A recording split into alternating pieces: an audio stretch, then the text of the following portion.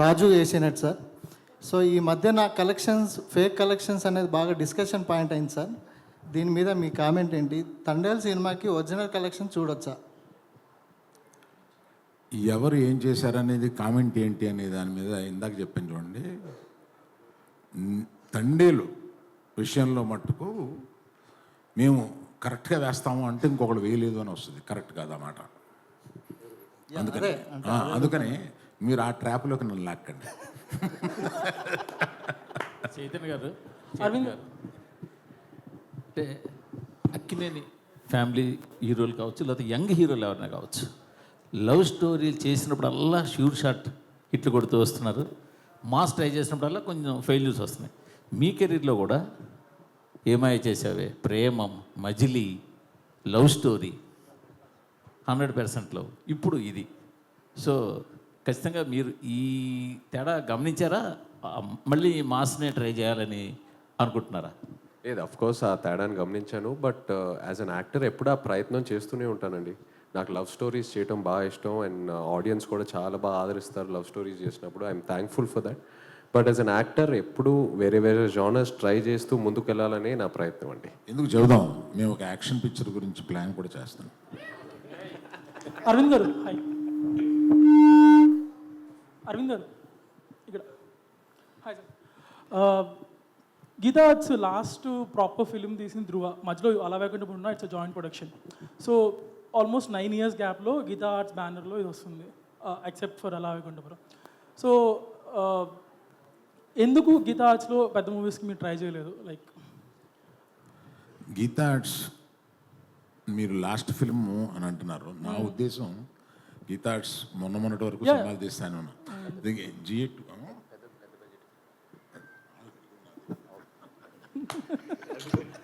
So and also చెప్పండి sir.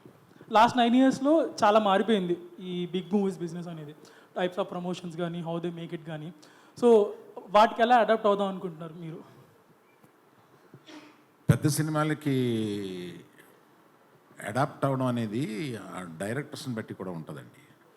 ఇప్పుడు ఈయన వారు నేను కలిపి ఒక చాలా పెద్ద సబ్జెక్ట్ ఒకటి ఆలోచిస్తున్నాం. అది ఇంకా ఒక కొలిక్కి రాలేదు. దానికి ఏ హీరో సూట్ అవుతాడు ఏంటి అనేది తెలియదు. ఇవాళ మీరు పెద్ద బడ్జెట్ పెద్ద సినిమాలు తీయగలిగిన కెపాసిటీ ఉన్నవాళ్ళు కొంతమంది డైరెక్టర్స్, కొంతమంది బ్యానర్స్ ఉన్నారండి. వాళ్ళు డెఫినెట్గా అలాగే ఏం చేస్తూ ఉన్నారు. సో గీతా ఆర్ట్స్ కూడా అలాగే ఏం చేస్తూ ఉంది. Soon will be doing much larger budgeted films. Chandu గారిని మీ బ్యానర్లో పెట్టేసుకుంటారా? అలానే వినపడలేదండి. చందు గారిని మీ బ్యానర్లో పెట్టేసుకుంటారు, మీరు చెప్పారు కదా బ్యానర్స్తో డైరెక్టర్స్ అసోసియేట్ అవుతున్నారని. చందు గారికి నాకు ఉన్న అండర్స్టాండింగ్లో నేను ఎప్పుడు చేయాలన్నా ఆయన చేయడానికి రెడీగా ఉంటారు. ఓకే. నా చైతన్య గారు, దానికి ఆయన చెప్పాలి. అరవింద్ గారు ఏం చెప్తే అదండి. బొమ్మరిల్లు ఫాదర్ ఆప్షన్ లేదు, ఎందుకంటే ఆయన మా తండేల్. ఓకే. నా చైతన్య గారు, hi. So when you look at your filmography, last years was a very dull period for you to accept the facts. Thank you కానీ, లాల్ సింగ్ చెద్దా కానీ, కస్ట్ కానీ. So this movie is very important for you to stay relevant also. Continuous flops కూడా మంచిది కాదు జనరల్గా. So what was your mind space like when you're accepting this film with such a huge risk also? First of all నేను తండేల్కి almost 1.5 years journey చేశానండి. Last year custody release అయిన తర్వాత, release అయిన వెంటనే ఈ స్క్రిప్ట్లో దిగిపోయాను.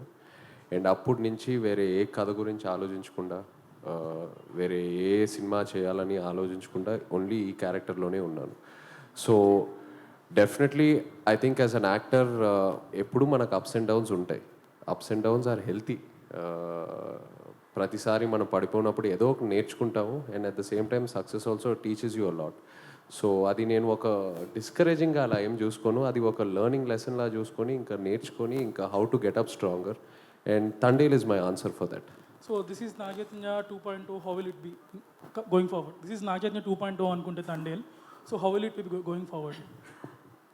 తండేల్ 2.0 అని అంటారా? నాగచైతన్య 2.0 అనుకుంటే after a small failure, next cinema 3.0, ఆ తర్వాత 4.0, 5.0 అంతే. బనీవాసు గారు, బన్నీవాస్ గారు, లాస్ట్ 2 questions ప్లీజ్. బన్నీవాస్ గారు, this is Chandu, anchor from Filmy Looks. So first of all అంటే మీ సినిమాకి సంబంధించిన ఏ డిసిషన్ అయినా అల్లు అరవింద్ గారు తీసుకుంటారు. బట్ హిట్ అయినప్పుడు ఓకే, మీరు అనుకున్న రిజల్ట్ రానప్పుడు అల్లు అరవింద్ గారిని ఎలా ఫేస్ చేస్తారు?